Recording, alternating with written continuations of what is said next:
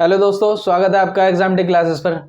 तो दोस्तों हम प्रॉफिट एंड लॉस की क्लास कर रहे थे। इसमें कुछ क्वेश्चन हमने प्रैक्टिस करे, तो आइए देखते हैं आगे की तरफ और क्वेश्चन देखते हैं इसमें।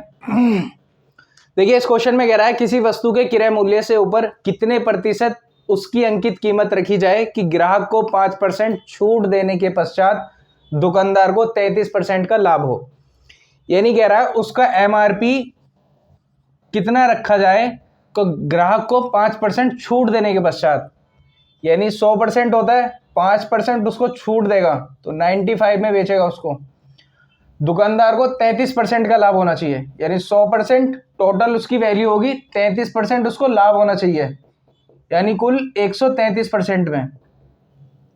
जब वो 5% का उसको छूट दे रहा है तो 95% और 133%, इसका डिफरेंस 13 में से 5 गए 8, 12 में से 9 गए 3, यानी 38 का डिफरेंस आ रहा है कितने पर, 95 पर इंटू 100।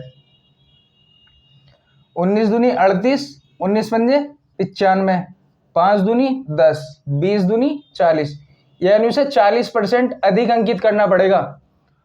उसकी जो MRP है वो 40% अधिक अंकित करनी होगी, क्योंकि ग्राहक को 5% छूट देने के बाद उसको 33% का लाभ होगा।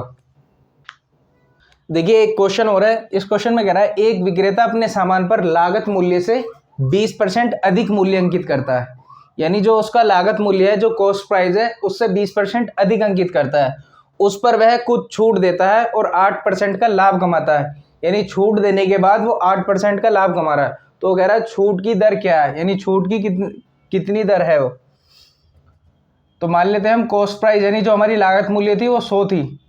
अब इसमें कह रहा है लागत मूल्य से 20% अधिक, यानी 20% अधिक MRP 120 लिख रहा है उसको, उस पर वह कुछ छूट देता है और 8% का लाभ कमाता है। 8% लाभ कमाने का मतलब है 8% जो है उसको सेलिंग प्राइस है, यानी वो सेलिंग प्राइस बेच रहा है उसको 8% लाभ के साथ, यानी वो 108 में बेच रहा है।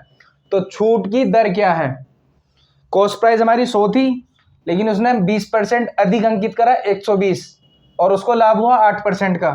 तो 108 और 120, इसमें 12 का डिफरेंस छूट देने के बाद किस पर छूट दी उनने, 120 पर। 12/120 इंटू 100, 12 धाम 120, ये 0 से ये खत्म, तो 10%, यानी उसने जो छूट दी वो 10% की छूट थी।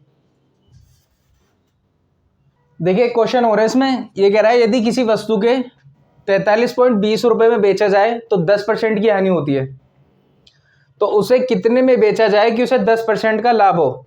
यानी 43.20 रुपए में बेचने पर 10% की हानि हो रही है, तो उसे कितने में बेचा जाए कि उसे 10% का लाभ हो। यानी ये जो टोटल वैल्यू है हमारी 90 के बराबर है, क्योंकि 10% की हानि हो रही है 90। अब अगर है 10% का लाभ हो, यानी 110 की वैल्यू निकालनी है हमें। A0 से A0, 9 चौक 36 और 9 अट्ठे 72, 4.8 की 11 में मल्टीप्लाई, 11 अट्ठे 88, 11 चौक 44, 8 52, यानी 52.80, 52.80 पैसे की उसे बेचा जाएगा। देखिए इस क्वेश्चन में कह रहा है एक लैपटॉप का अंकित मूल्य 12,000 रुपये है, इसे क्लियरेंस सेल में 15% छूट पर बेचा जाता है, जिससे 4% की हानि होती है। लैपटॉप का क्रय मूल्य क्या है। यानी जो हमारा लैपटॉप है वो 12,000 रुपये का है, उसमें एक साथ सेल में जो है 15% की छूट है। कितने की, 15%, 3/20, यानी जो 20 रुपये की चीज़ थी वो 17 में मिल रही है। वैल्यू की थी क्या थी हमारे पास, 12,000। 20 से 12 को 20 से डिवाइड करेंगे तो 2 छिक्का 12, 600, 17 छिक्का इसकी 17 की 600 में मल्टीप्लाई। क्यों, क्योंकि हमारे पास 20 रुपये की चीज़ थी तो हमने 12,000 में बेची, लेकिन छूट देने के बाद इतने की भी थी, 17 छिक्का 100, 10,200 रुपये की। तो आगे कह रहा है बेचा जाता है जिससे 4% की हानि होती है। ये जो 102 यानी 10,200 रुपये जो है, ये हमारी 96% की वैल्यू है, क्योंकि 4% की हमें हानि हो रही है, इसमें 4% की हानि हो रही है, तो 96% की। तो लैपटॉप का क्रय मूल्य की कॉस्ट प्राइस की वैल्यू क्या होती है, 100%। हमें इसकी 100% वैल्यू निकालनी है इनटू 100। तो इसे काटेंगे,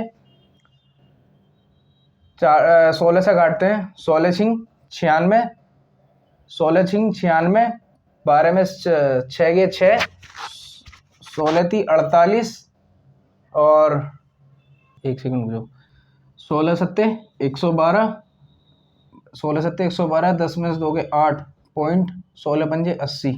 अब इसे 6 से डिवाइड करेंगे, 6 एकम 6, 0, 6 छिंग 36, 6 दूनी 12